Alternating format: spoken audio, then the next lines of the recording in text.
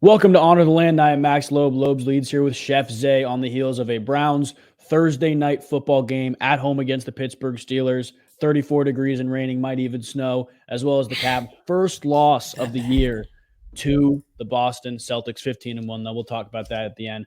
Usually good things with the Cleveland Cavaliers and bad things with the Cleveland Browns, but we do have a game to look forward to on Thursday night against the Pittsburgh Steelers. All else goes out the window when it's AFC North football. I talked a little bit about the Ravens-Steelers game last week, thinking there'd be more points than usual.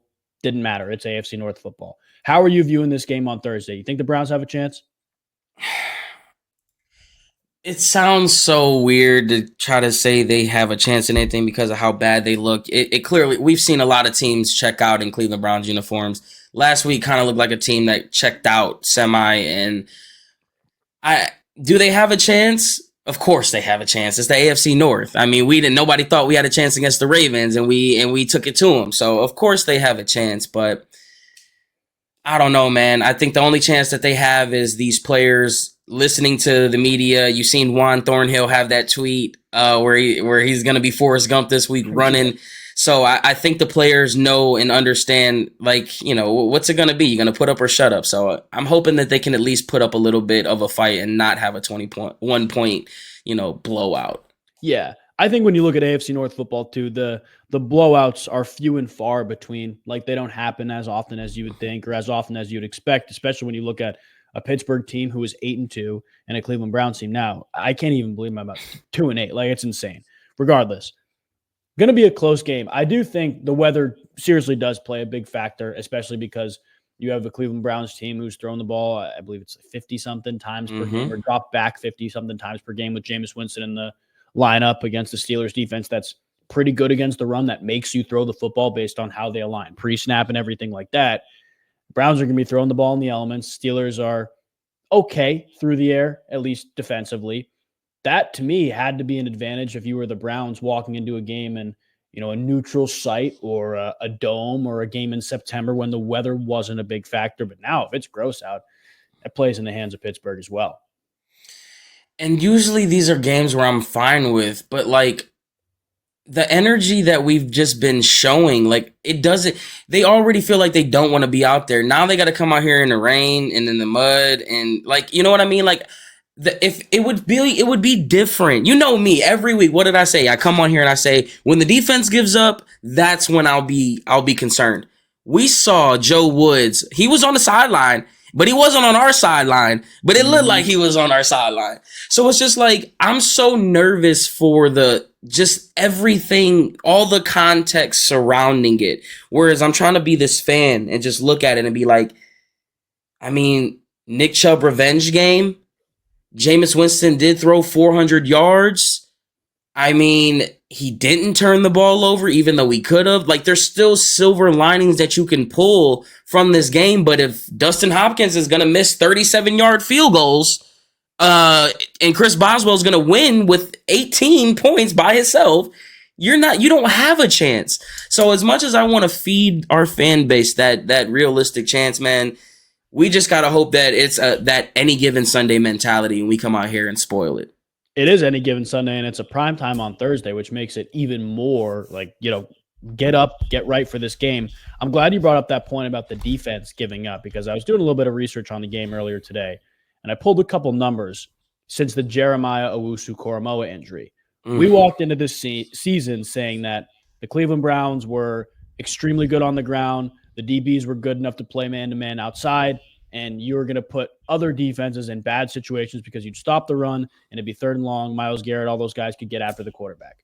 Since that JOK injury, the Browns' run defense is allowing the most yards per carry in the NFL, 6.03, which is ridiculous, allowing the second highest explosive run percentage, which is 9.7%. That's almost a tenth of opposing teams' runs that are being explosive, 10-plus yards. And they're allowing the 7th most rush yards per game overall at about 145.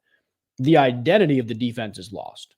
That's the reality. And whether it's injuries, whether it's people not performing well, obviously they traded away Darius Smith too, so you do lose a good defensive lineman.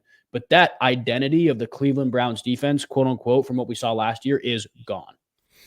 Well, when you lose JOK, I mean, the week we lost him, I think we could go back, and I believe I talked about the biggest thing that you're going to lose from JOK, and that was the factor of him filling gaps and shooting through those gaps and getting those tackle for losses. Even if he's not making the tackle in that backfield, it's letting the guys swarm, and that's when you see those gang of brown jerseys make the tackle. You're not getting that initial push where JOK is explode. How many times have you seen the highlights where I'm like, oh my God, JOK explodes through the line, doesn't get the tackle, but you're not even getting that initial burst from Devin Bush or Jordan Hicks or whoever else is playing at the Diabate at the linebacker position.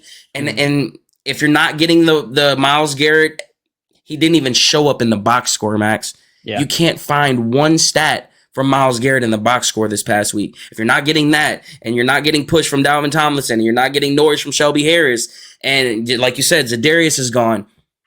What identity is the Cleveland Browns? Denzel Ward? And no one appreciates Denzel Ward because every other week people want to talk about getting rid of him, and he only makes plays when he's on the field. Yeah, he does only make plays when he's on the field. Finally got an interception this past week, which was very, very nice to see. Grando was forced a fumble. He makes plays. And you look at the Steelers game from last year, the first game in Pittsburgh, week 2, forced a fumble in that game as well. That really changed the tide of the game. He makes plays when he's out there. Speaking to what JOK can offer, looking at the TFL leaders in the NFL, JOK has basically played 7 games and a quarter with the injury. He's still top 10 in TFLs. So you're right. Like he fills gaps, he makes plays, and obviously those will deflate rushing numbers too. So when I pull up all those stats saying Browns can't stop the run, which they can't right now, you can look at those numbers deflated by the TFLs from guys like JOK, and you lose a pretty big piece when you lose a guy like that. Defensively, though, outside of that, it was just kind of an effort thing to me. I mean, you saw the Juan Thornhill play, missing tackles. I don't know how this defense has gone from, elite, stopping people in the backfield, rallying to the football, to not even being able to make tackles. Like it's actually kind of crazy. It's the conversation, and again, it's the low-hanging fruit.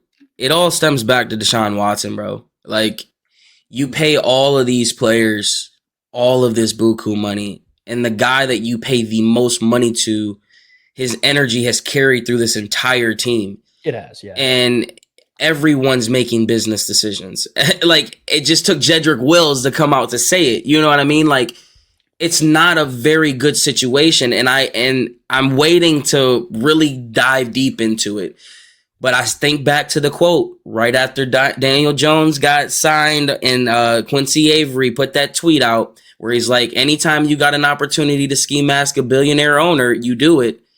And this was after the Daniel Jones conversation. I'm like, if you have the nerve to put this out, and your guy that you have a podcast with, who you've been with for his entire career, just got $230 million guaranteed, what conversation are you having right now? Yeah. And this just, it goes all the way through the players, and players on the defense. Some of them are in contract years. Some of them got their guaranteed money. They're 2-8.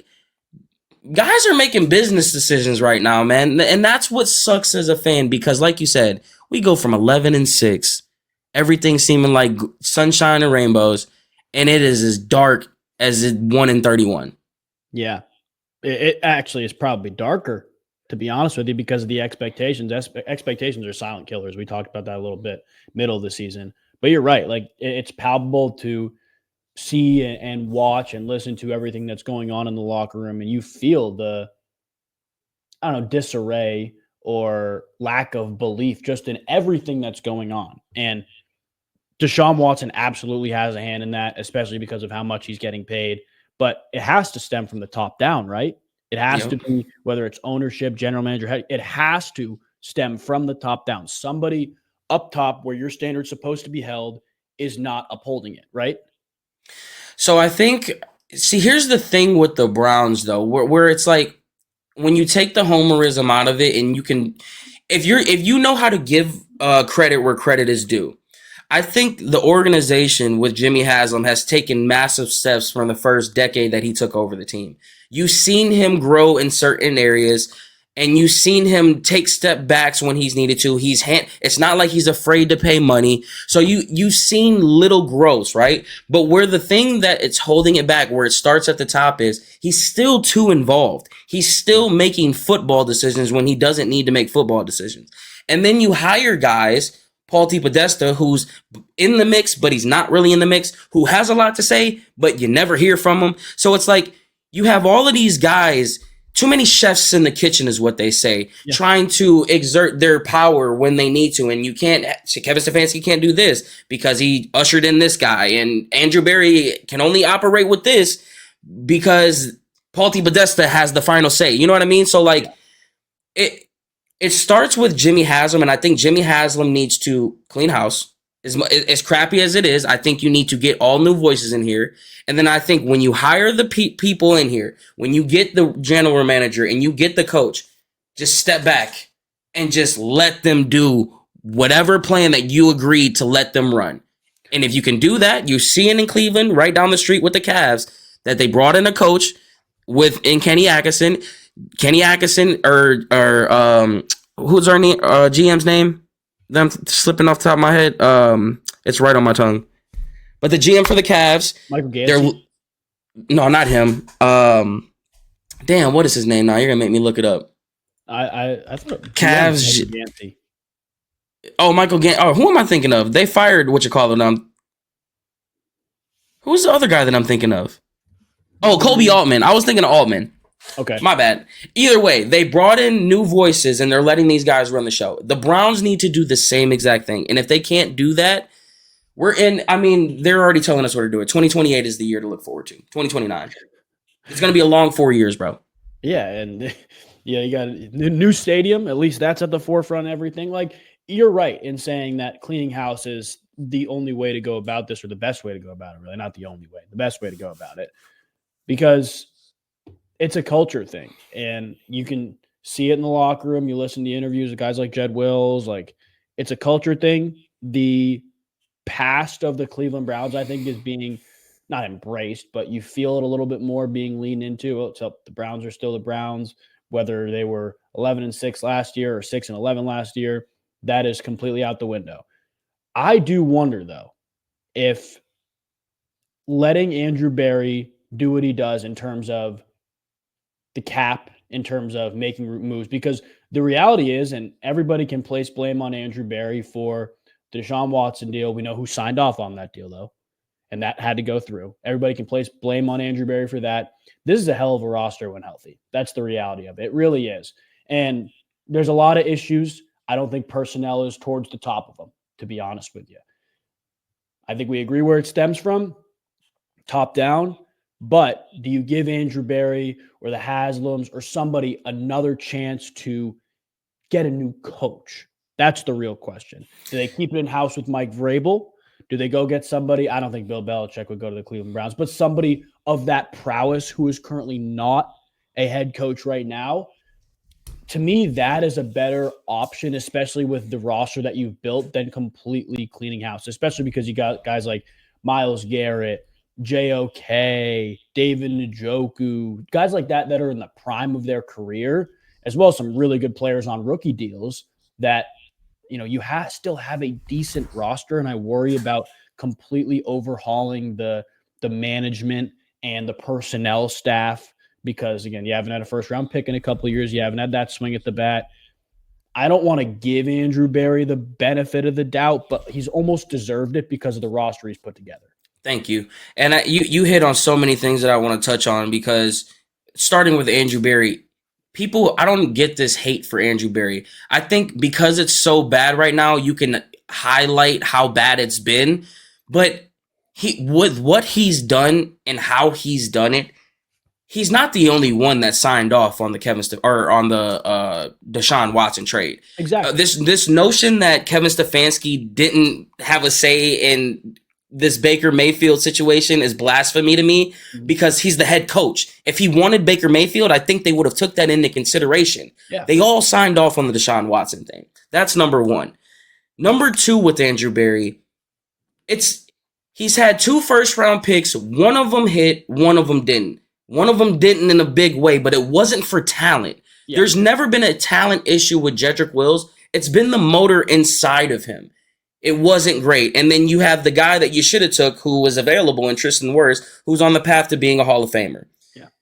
But second round picks, you got JOK, who's basically a home run, grand slam, however you want to hit it. Yeah. Grant Delpit, who's under contract.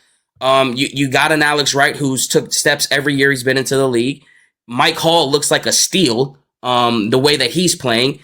DeJuan Jones looked like a steal last year. You can debate how that goes. Harrison Bryant, despite how people grade him, he was used heavily in this offense. That's a base hit. Mm-hmm. In the 4th, 5th, 6th rounds where you are disposable picks, Andrew Berry has been phenomenal in that. So when you got 7 picks and all of your picks here, this is a perfect trade down opportunity to get more assets. And I think he's done a very good job at assessing not the most elite talent, but that talent where it's like, he's going to be really, really good for our team. And right now, this, like you said, it's not a personnel thing. If you can plug in some guys who will make a difference in this organization, I think that'll work. You talk about Mike Vrabel. I think it's the perfect situation for Mike Vrabel to be in because, one, it's like he knows what he's here. I think we're all waiting for the Ryan Day fiasco to settle. I think that's in the looms, right? Yeah. And if you're here, you know you're not going to be here 5-6 years. It's the perfect bridge knowing that he has ties in Cleveland.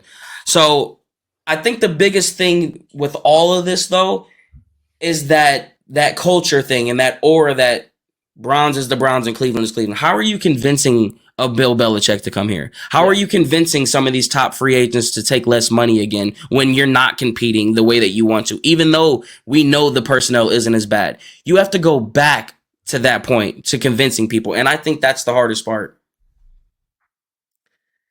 I agree with you. I think it is. Because, like, you look at just free agent destinations in general, too. It's the same thought process. Like, what have we done or what have we showed as an organization that's going to make people want to come here?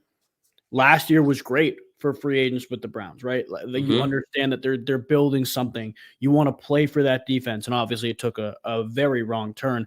But I also want to make sure everybody knows how Andrew Berry has handled this roster with contract extensions. Like, obviously, you locked down David Njoku years prior, right? Prior to the tight end market exploding. The JOK deal, assuming all is good and he's back and he's fully healthy. Pennies on the dollar. Unbelievable job to get ahead of that. Obviously, the Deshaun Watson deal wasn't good. Like, you don't need me to tell you that. You don't need anybody to tell you that. You can watch it with your own eyes. But you get ahead of it, right? I thought the Amari Cooper trade this season, based on where they were at, what they needed to do, and how they converted his money in the offseason, was objectively a good move. You needed to make that move. And look what it opened the door for. Another late-round Andrew Berry draft pick who's blossoming into a star. A star. Like, I look at the roster and the personnel side of this and almost think it's idiotic that anybody would want to move on from the GM in that sense. Again, obviously the Deshaun Watson trade, bad, ruined your future, at least partially for the next couple of years. But even with that happening, you're still building a quality roster. I don't know. Like, I don't think it's an Andrew Berry issue by any means. I 100% agree. I think they need to mimic exactly what the Lions did. And it sucks that the guy that is giving them, some of the success that they are having, John Dorsey, was in our camp. But they need someone to guide Andrew Berry. I think Andrew Berry doesn't need guidance, but I think he needs that football, just that, he may not check all your boxes that you're looking for, but he's going to be a football player. And you need to get him on the team. And I think that's the one thing that this team has gone away from. I think you did find one in Mike Hall. I'm not saying that Andrew Berry hasn't pulled those gems, but it just seemed like the gems that Dorsey was finding, the impact that Dorsey, it's like going from Josh Naylor to John Carlos Stanton.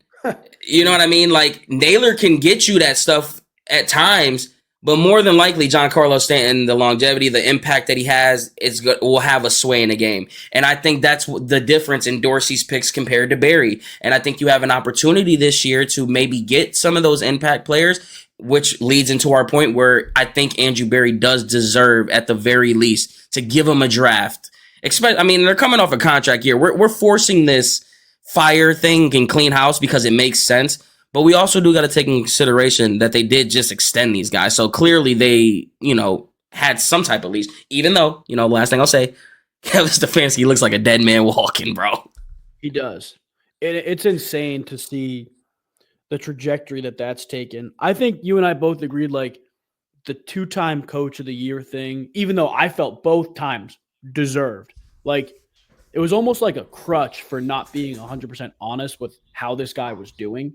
Like last year, unbelievable job coaching that team, unbelievable job getting them to the playoffs. A lot of those roster moves, who does that come back to, right? Like DeJuan Jones having his impact at the beginning, the middle of the year when Jack Conklin went down, signing Joe Flacco. Who in their right mind goes and signs Joe Flacco at whatever it was, 39, 40 years old last year? Andrew Berry. But you're right with Kevin Stefanski. This is a guy who's been at close to the top, at least in terms of overall coaching production, and now is having a bad season, and he's lost the locker room. That's the big thing to me. He's completely lost the locker room, and it's very clear to see that. That, to me, is a problem that I guarantee a 2-time coach of the year, quote-unquote, prowess can't fix. It's got to be somebody in there, somebody new. And I think it's a good spot for Vrabel. I'm glad you brought up the Ohio State thing. I completely forgot about that because that is very much like Ryan It's Day's, in his head. Yeah, absolutely. And Ryan Day's seat is hotter than ever, probably. But I wonder if they could go a route where they bring in a truly great, whether it's like an advisor to the general manager or somebody higher up in the personnel department, somebody who's very clearly outwardly had success on the offensive side of the football. Like you look at Vrabel, if Vrabel were to come in and be the head coach, that's a defensive guy, right? Kevin Stefanski is an offensive guy. How is that going right now? Ken Dorsey was supposed to come in and be, your quarterback guru. Obviously limited experience or opportunity with Deshaun Watson, especially as a play caller, but you come in and it's kind of been underwhelming. And honestly, we'll talk about this another date, but I wonder if that was even the right move to bring him in because you look at what the Patriots offense is doing now with Drake May and Alex Van Pelt. You wonder if that was the right move. Like, it's very odd to me that there's no, at least from what I understand and what I know, nobody at the top of this hierarchy or pyramid in the Cleveland Browns organization, not even just the coaching staff, the organization that doesn't have like this thick, exceptional past on the offensive side of the football or with the quarterback position. At least that's from what I can see. Because they're baseball guys. like you know what I mean? Like they're Ivy League baseball guys. But, you talked about needing someone to be this offensive guy. Like this 2-time coach of the year thing pisses me off because when you look at if you just take skeletons from these coaches, right, and just look at it from the bare bones, what exactly has Kevin Stefanski been elite at or even great at? He's been good. He's been slightly above good at times, but by the numbers, by the skeleton, by everything, the product that he's given us, he's got a 500 record, barely, right?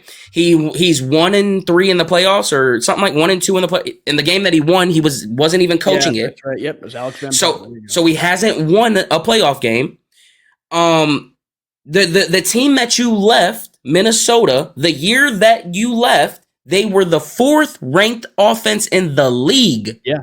4th. You know where they finished? 16, 13. The spot that the Vikings finished with him as the coordinator is exactly where the Browns finished the next year. And guess what? The Browns have never finished above 10 in offense. The Browns have never, they're 20th in offense of points in the past couple of years or something like that. He's never been elite or great in any offensive category, ever. He's had stretches of it. And that's a problem when you brought him in here to be this offensive guy. And I think people get blind to be, oh, well, he's the best thing that we ever had. Great bar to set, knowing that this mediocrity resume is what other people are looking at, and which is why I kind of understand the Steelers' sense when they're like, well, Mike Tomlin hasn't won anything since da-da-da-da-da, and he hasn't won a playoff game since 2016. Their bar is set differently than the Browns' bar because he hasn't had a negative record in 20-plus years. So it's the culture, it's the standard, it's the expectation. And our expectation as fans is so low that we look at a 2-time coach in the year who everyone knows that award is BS at the end of the day, is the end all be all.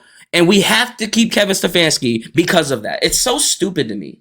And everything that you just said, and everything that we've talked about for Kevin Stefanski, like the whole mediocrity thing, setting a low bar, best we've ever had, losing the locker room, it all points to him being gone this year, at the end of this year. Now, my question to you is, as we talk about this Steelers game a little bit more, if they lose in ugly fashion, does he get fired after that game? I know everybody's seen the tweet, or it was 6 of the last 7 or 7 of the last 8, whatever.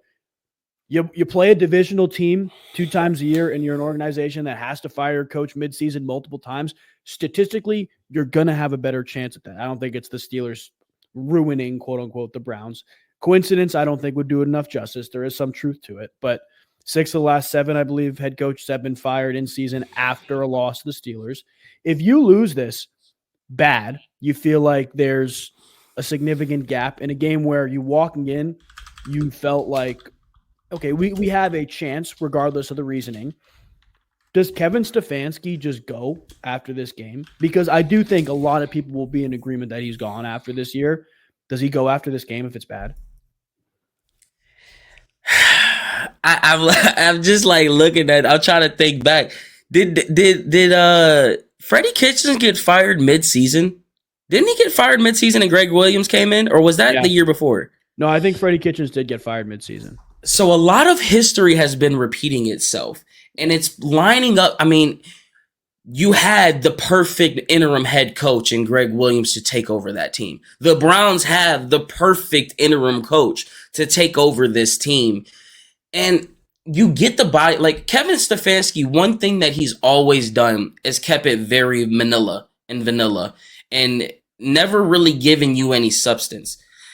And the substance that he's given us over the course of, I want to say 3 weeks, right before the bye week, his demeanor has just depleted every single week. Every time you see him in front of that camera, I mean, he came into the camera and looked like he was getting scolded after every quote. He's just like this.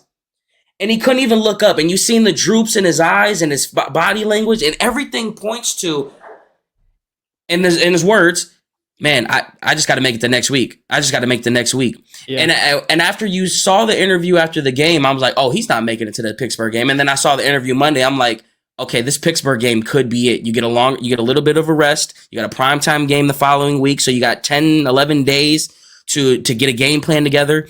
This very well could be, depending on how they lose. If they do lose, I'd be willing to bet this may be the last time we see Kevin Stefanski. But then again, like I talk about the growth in Jimmy Haslam, he's shown growth. And I think his stubbornness and him trying to prove to the fans that he is growing won't allow him to fire it, because he'll want to prove to the fan base, like, we're going to do this right. We'll wait until the end of the year. We'll clean house and we'll do it the proper way. I can see that going as well. Do you think that if they were to do that, like let's say they lose, they choose to not fire Kevin Stefanski after the Steelers game, even if they lose in ugly fashion, they choose to keep him, ride it out. Whether they fire him at the end of the season is a different discussion or not. Do you think he's doing that because he's growing, or do you think he's doing that because, very similar to the Deshaun Watson situation when they continued to roll him out at quarterback, even though he was not playing well, it's because he feels like he's made in his bed and he's got to lay in it? Yeah, it's an ego thing. That's what that's been the whole problem dating back to when Odell Beckham came to this team and when John Dorsey was here. Honestly, when Dorsey was here, the reason Dorsey's not here is because he wanted more. He wanted more power. He wanted to be involved more, like I'm sure he's probably doing in Detroit. Yeah. You know what I mean? So it's always been an ego thing from the top down. And that's why it worked so well for this little span, because Andrew Berry and Kevin Stefanski's egos don't need certain things. They do need to entice their ego. And we see that the control that they have, the way that they want to operate their operation, And you're seeing now that their ego has diminished because they can't operate the way that they want to operate. Yeah. So, 100% it's because he made his bet. He's got to lay in it. It's not because he's growing. You're talking about a billionaire. It's going to be a long time before we see a billionaire grow the way that we want to grow. They got this all figured out, buddy. Yeah. That is very true, especially because, like you said it, Kevin Stefanski and Andrew Barry, to me at least, and I think to a lot of people outside looking in, are not very egotistical people. They're not. They're very team-oriented. What do I have to do to put the team first, put the team in the best situation possible? Whether it works out or not is a different discussion. Maybe that feeds in to the ego of an owner too. But we can go back to this game. Do you think there's any chance the Browns can pull this off? If there is a chance, what does it look like? How is this game going to go that pulls it in the Cleveland Browns' favor? I don't think it's going to be anything that has to do with coaching. I think this is going to be one of those games where the players just have to decide what it's going to be. Mm-hmm. What direction do they want to go? Do they want to be looked at as another Cleveland Browns is the Browns team? Or do they want to, lessen the blow and go out here and fight for the next 8 games? Because let's be honest, they went out. They're in the playoffs. I think it was a 99% chance. Yeah.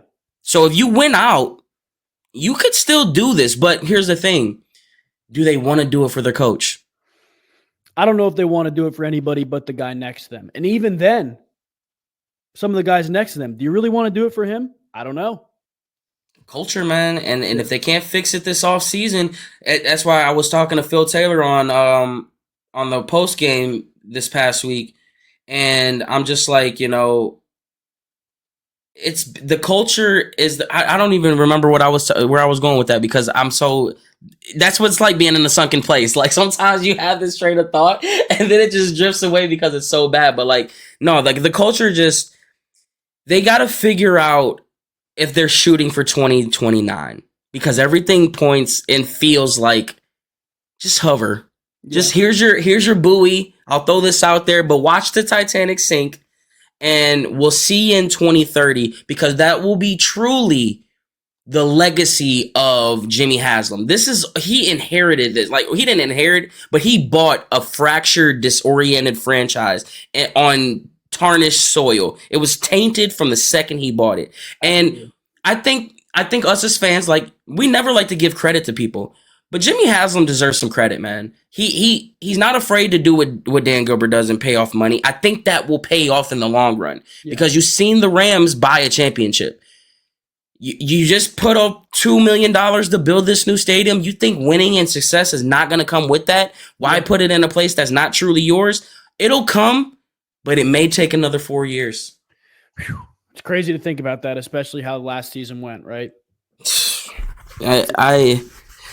Yeah, man. I could jump in Lake Erie right now. There are other good things going on in Cleveland, though. The Cleveland Cavaliers are obviously now 15-1, but my gosh, best team in the NBA to start the season. Obviously, they lose a tough game last night to Boston, but this is a team that is literally single-handedly giving hope to the city. Like a lot of people, I'm a football guy, so I'll always be a football guy. I'll always be more excited to watch football than basketball. But I know a lot of people who are Cleveland sports fans just in general who will prefer to turn on a Cavs game compared to a Browns game. You know what the crazy part is? I believe it's two Sundays from now, December 1st, I want to say. Or maybe it's, regardless, a couple Sundays from now. The Celtics are here in Cleveland playing the Cavs on a Sunday at 6 p.m. Is that more enticing to a lot of Browns fans, than anybody listening or watching right now, than whoever the Browns are going to wind up playing? Like, I think it is. I mean, I think the Browns will always have the edge, but I think it's close. I think it's like 55-45. I mean, it can maybe even be 50-50, 52-48. Like, you know what I mean? Like, I think it's one of those because, like, the Cavs look good. The Cavs look promising. I have my questions a little bit, but I think, though, they'll take their dose of Browns and they'll go right over to the Cavs. They do it all the time. Or what time is that game actually? I just looked. That game's December 1st at 6 p.m. That's the Browns play on Monday, so Browns fans don't have to worry about that. Oh, so they locked in regardless then. But regardless, I mean, that's a team that's single-handedly giving them hope. What did you think of the game last night, the Celtics game? Because it was hard-fought, huge third quarter from the Cavs, but couldn't do enough in the end. Again, obviously, you're not going to go undefeated. Like, your win streak's going to come to an end eventually. What did you think of the game last night? They need to trade for a big wing. They need somebody who can compete with Tatum and Brown on the defensive side of the ball, because they pose so many mismatches. I mean, every time that they were just waiting for the switch. I mean, eventually Garland was going to end up on Brown or end up on Tatum, and Merrill would end up on Brown, and they love that matchup.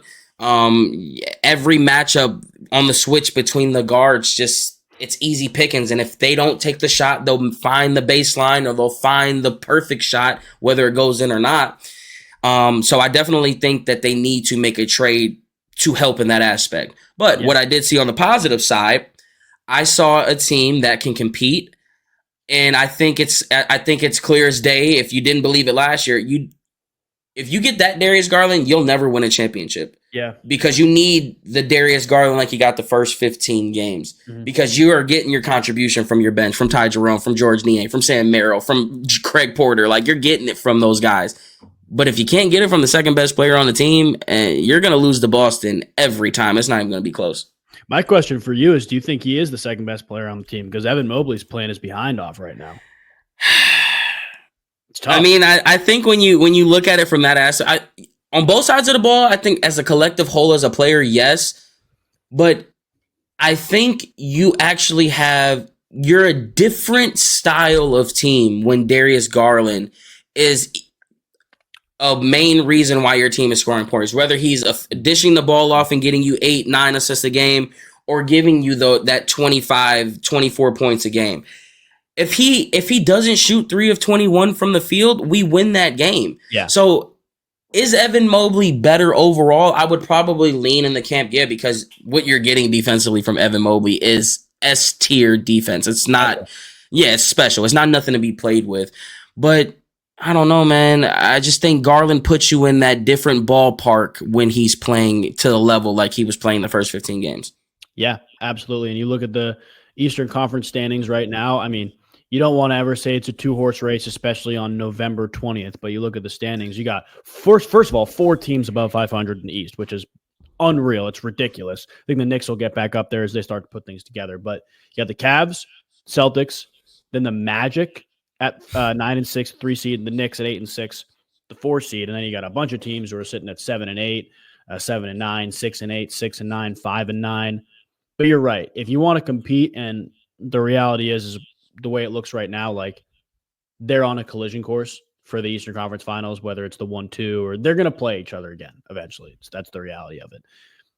You have to find a way to add to that team, and I think there'll be buyers at the deadline. That's how it's going to go.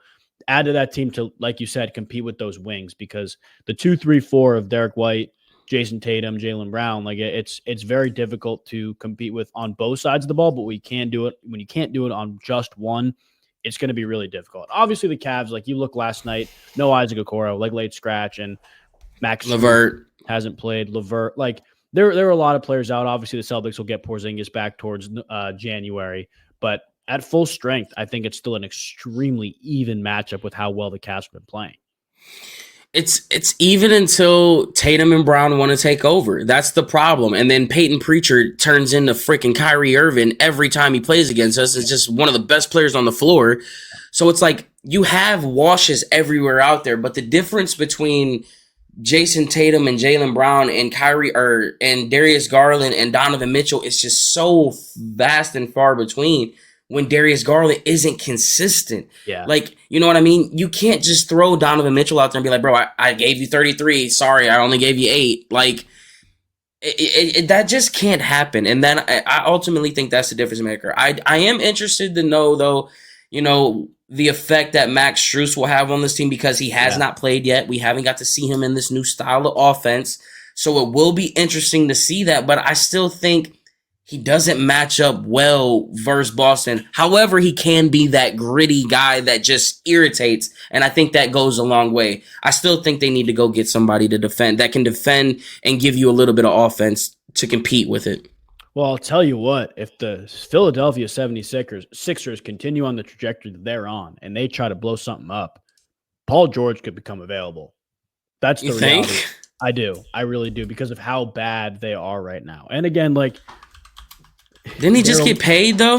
He did just get paid. And I know it's a crazy thing to think and say because of that. But they are in such a horrible place. Embiid has lost the city, and the city has lost Embiid. That's the reality. I don't think a midseason trade for Joel Embiid is coming, but I think his time in Philly is slowly approaching. I think you have a rookie borderline star in Jared McCain, at least from what we've seen so far, that you could try to build around. An aging superstar is the odd man out. I don't know. That was where my mind initially went. The fact that he just got paid makes it a lot less likely. Absolutely. But I don't know. Like, I look at it, I'm like, it could make sense. It could make sense, especially because of how much depth the Cavs have. They could add some younger pieces to that roster. Also, just looking now, Darius Garland, 31 minutes, 3 for 21 from the field, 0 for 6 from 3, 7 assists, 8 points, and a -9 +9. Yeah, it's not going to cut it. There's no way. Like, people, I hate the society that we live in today, where you can't critique anybody. You can't say anything bad about anybody. The second you say anything bad, you're against us. Oh, you're not a fan, bro. You stay over there. Like, bro, he went 3 of 20. That means he cares. Yeah. That's good. Okay. He cared. He understood the moment. He knew that he was playing bad, and he tried to get his way out. I can respect that. Yeah.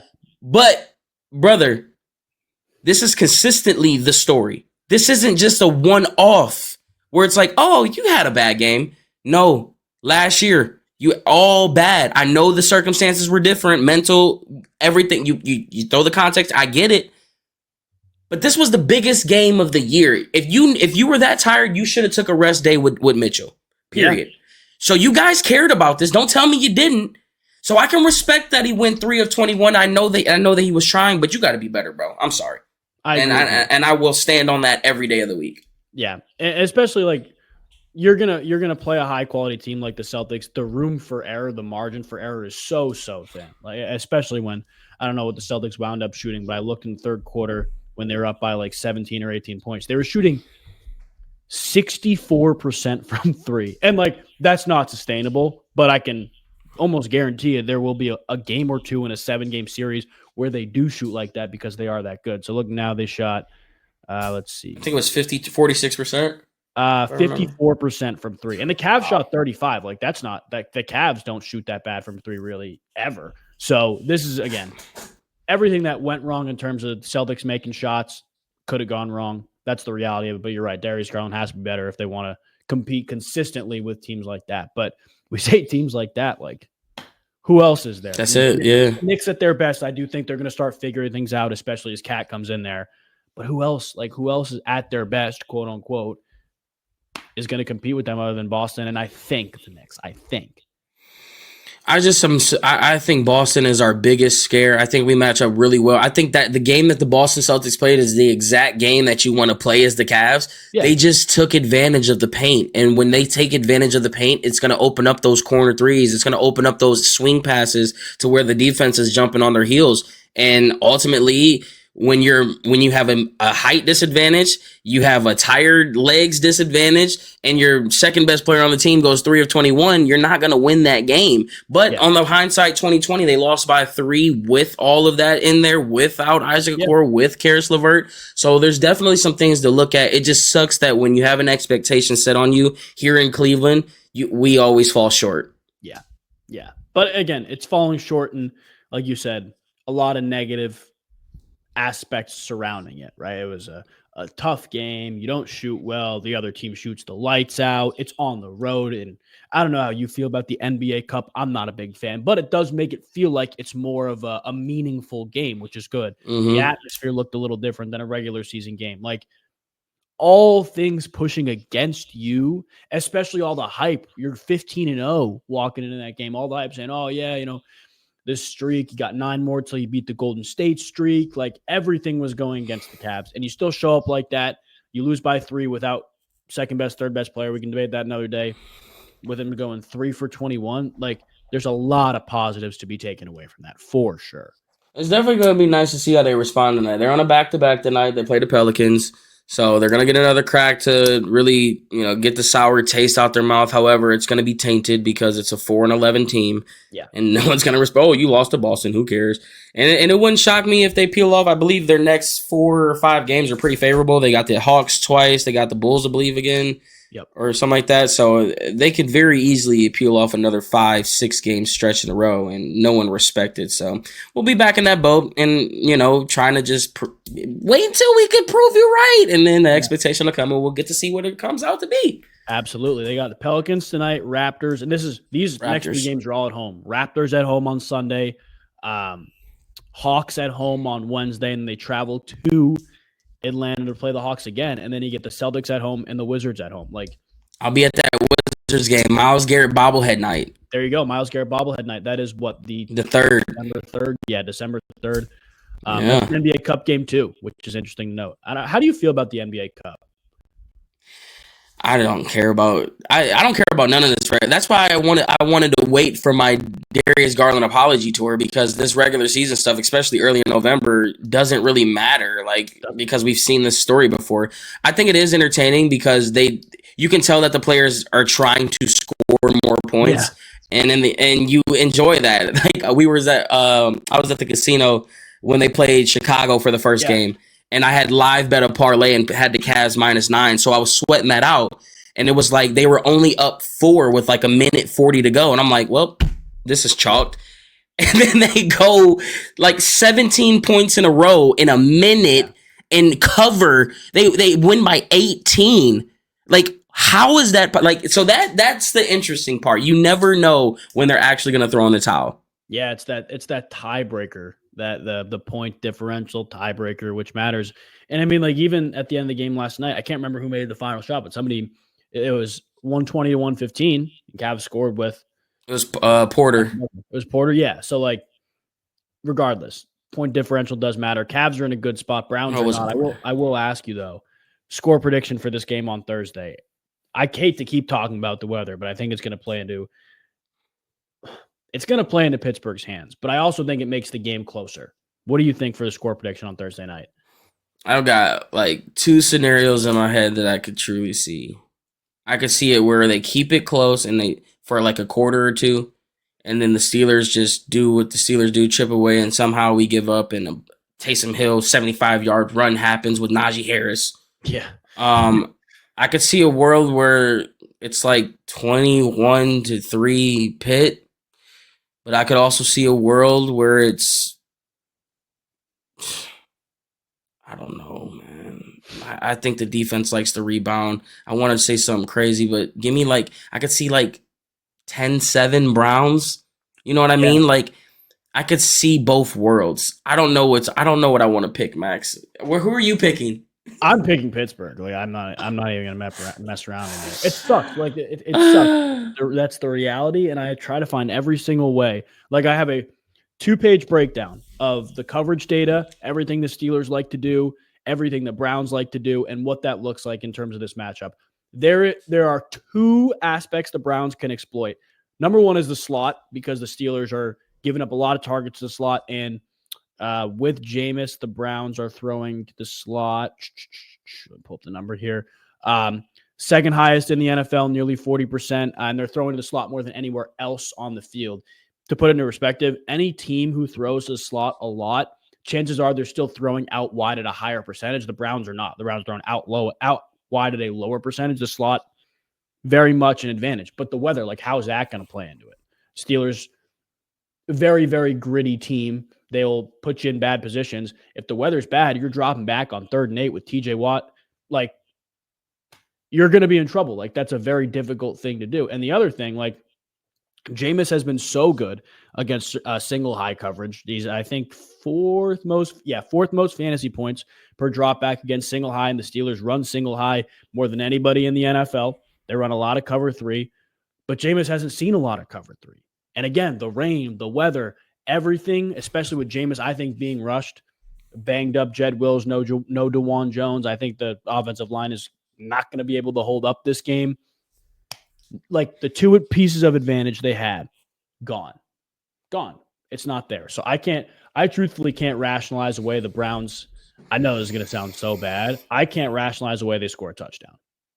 I can.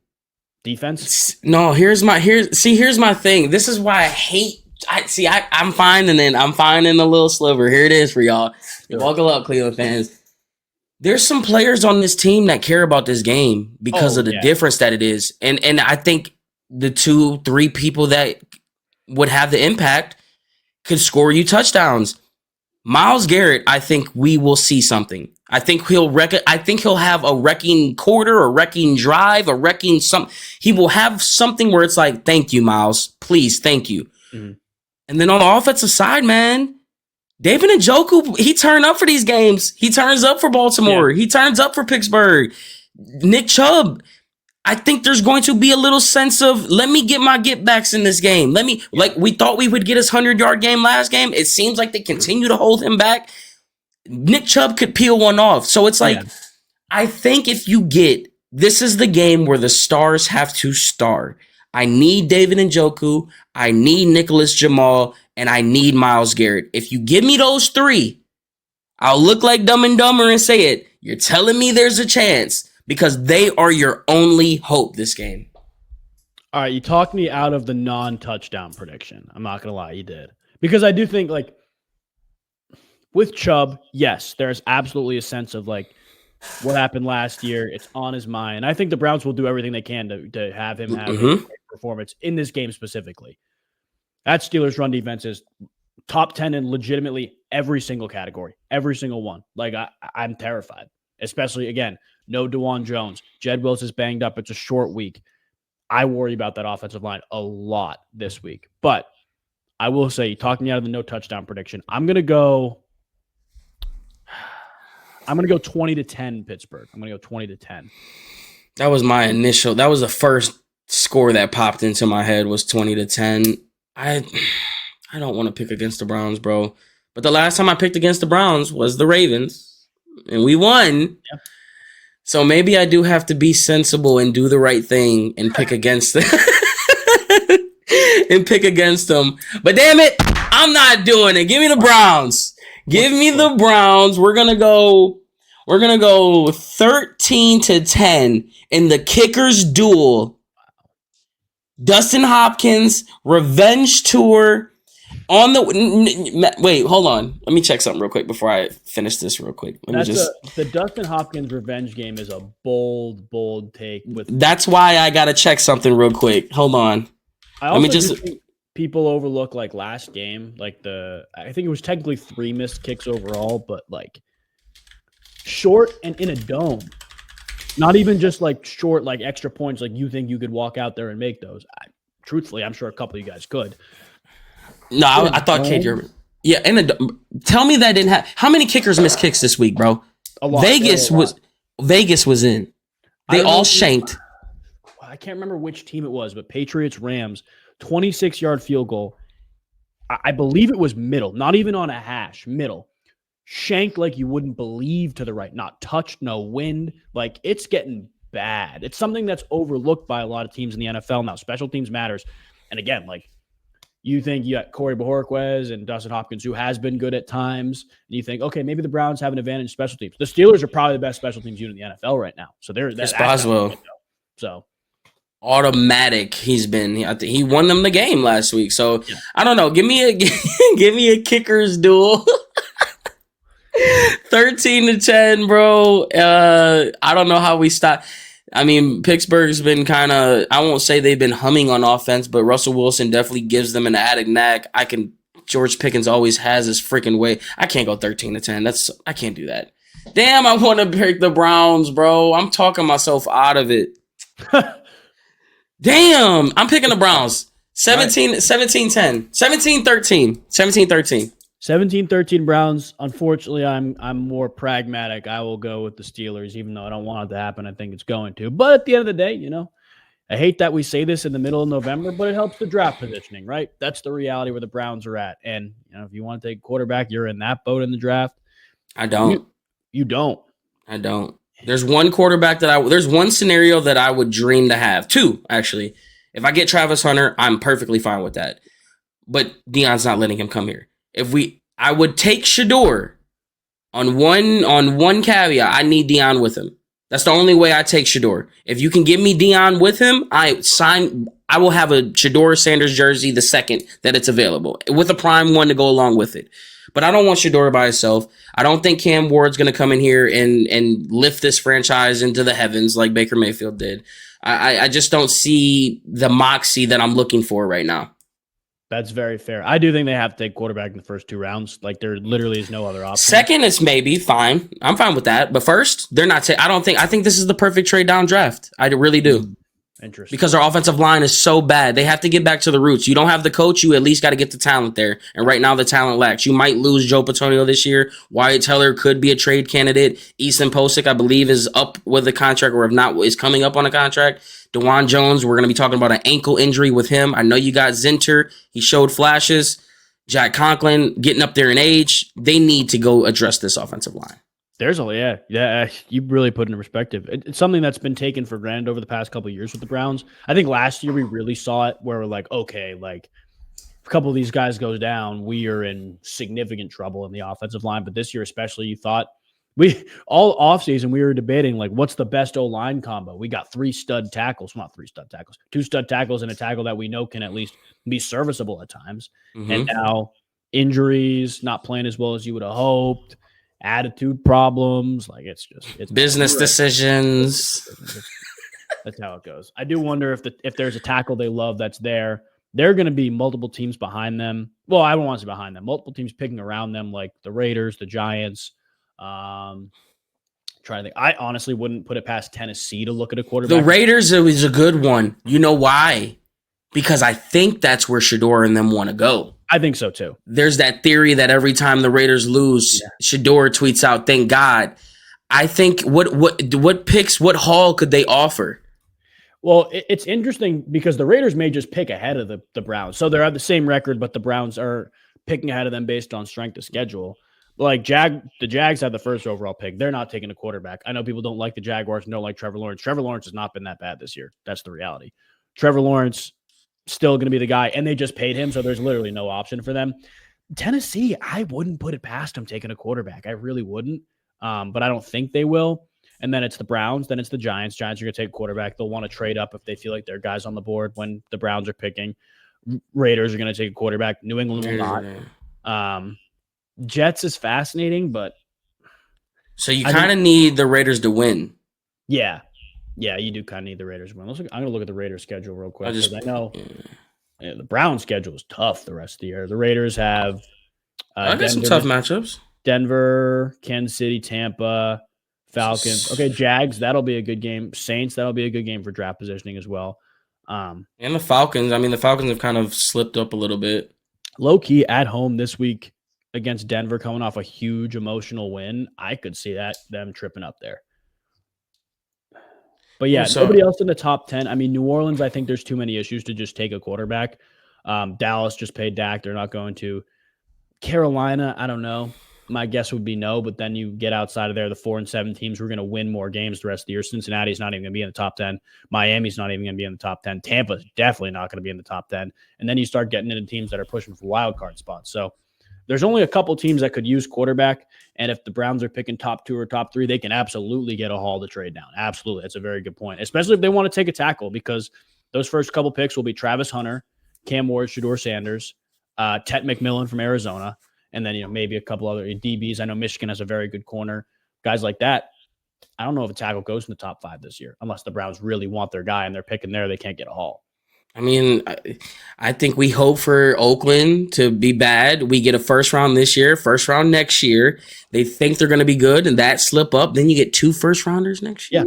Yeah. I don't know. I mean, like, as much as it sucks, bro, they could really set themselves up for the new bang in Brook Park. Like, we could come into Brook Park with not just a shiny new stadium, but some shiny new toys that's ready to really let it rip. You know what I mean? So it's like, it sucks that we're in this right now, but it's all gonna pan out in this draft next year. It starts with this offseason and what direction do they go with the GM and how they want to play this. Yes. Because I think if you bring back Kevin Stefanski, we're in for another shit show. I'm gonna be honest. Definition of insanity is doing the same thing over and over and expecting a different result. And I think that's exactly what happened if they brought back the entire brass, not just Stefanski, but the coordinators, everything along with the staff there. We wait to see, but we can't look past Thursday night, even though we don't think it's going to be a great game.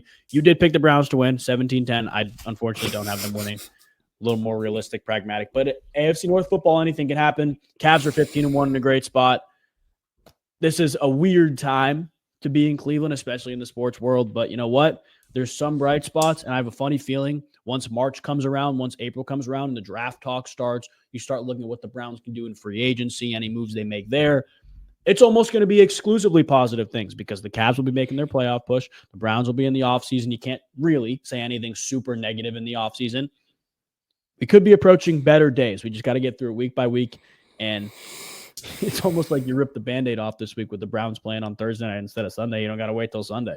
I just want to get out. I honestly want the season to be over. As anticipated as I was for the season, I mean, we still got Kansas City. We still got to see Tyreek Hill. They're going to be fighting for playoff. We still got to see Joe Burrow one more time. We still got to see the Ravens again. Like, this is not a fun stretch of football coming up. No, it's going to get ugly. But we appreciate you guys watching. We appreciate you guys listening. Again, if you're new, make sure you subscribe. Make sure you follow and leave a like on the YouTube video if you are watching there. Zay, any final words before we sign off?